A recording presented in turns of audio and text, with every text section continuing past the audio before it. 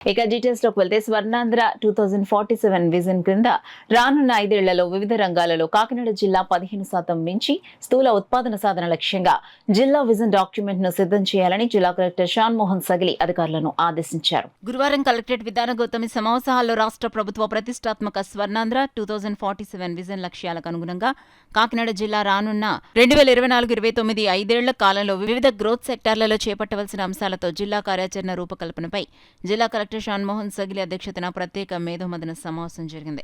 ఈ సమావేశంలో Kakinada MP Thangella Uday Srinivas, MLC Karri Padmasri, Kakinada city MLA Vanamadi Venkateswara Rao, వివిధ శాఖల జిల్లా అధికారులు, ఆయా రంగాల స్టేక్ హోల్డర్స్ ప్రతినిధులు పాల్గొన్నారు. కార్యక్రమానికి జిల్లా కలెక్టర్ షాన్ మోహన్ ప్రారంభిస్తూ 2047 సంవత్సరం నాటికి ప్రజల తలసరి ఆదాయం $45,000 15% గ్రోత్ రేటుతో ఆంధ్రప్రదేశ్ రాష్ట్రాన్ని $2.4 ట్రిలియన్ ఆర్థిక వ్యవస్థగా రూపుదిద్దేందుకు రాష్ట్ర ప్రభుత్వం స్వర్ణాంధ్ర 2047 విజన్ లక్ష్యాన్ని చేపట్టిందన్నారు. ఈ లక్ష్య సాధనలో కాకినాడ జిల్లా కీలక భాగస్వామ్యం వహించేలా అధికారులు, ప్రజాప్రతినిధులు, ఆయా రంగాల భాగస్వామ్య వర్గాలు సమిష్టిగా కృషి చేయాల్సిందన్నారు.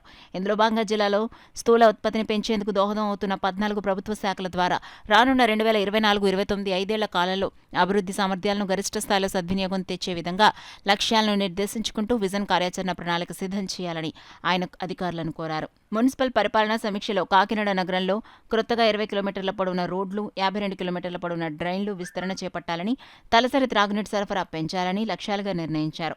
సమావేశంలో కాకినాడ ఎంపీ ఉదయ్ శ్రీనివాస్ మాట్లాడుతూ కంపెనీలు, పరిశ్రమలు కోరుకునే నైపుణ్యాల్లో యువతకు శిక్షణ కల్పించడం ద్వారా వారికి మెరుగైన ఉపాధి కల్పించాలని సూచించారు.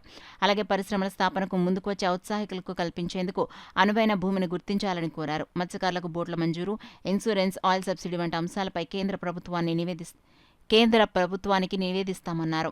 సమావేశంలో చర్చించిన అంశాలతో విజన్ ప్రణాళిక డాక్యుమెంట్ను సిద్ధం చేయాలని కలెక్టర్ అధికారులను ఆదేశించారు. ఈ సమావేశంలో Kakinada municipal commissioner Bhavana, DFO Bharani, assistant collector HS Bhavana, CPO Trinath, వ్యవసాయ శాఖ జేడీ ఎన్ విజయ్ కుమార్, ఉద్యానవన శాఖ డిడి జీవీవీవీడి ప్రసాదరావు, పశుసంవర్ధక శాఖ జేడీ ఎస్ సూర్యప్రకాష్ రావు, మత్స్యశాఖ డీడీ ఏ కరుణాకర్రావు, పరిశ్రమల శాఖ జీఎం గణపతిరావు, టూరిజం అధికారి పి పోసయ్య, వివిధ రంగాల నుండి హాజరైన స్టేక్ హోల్డర్లు పాల్గొన్నారు.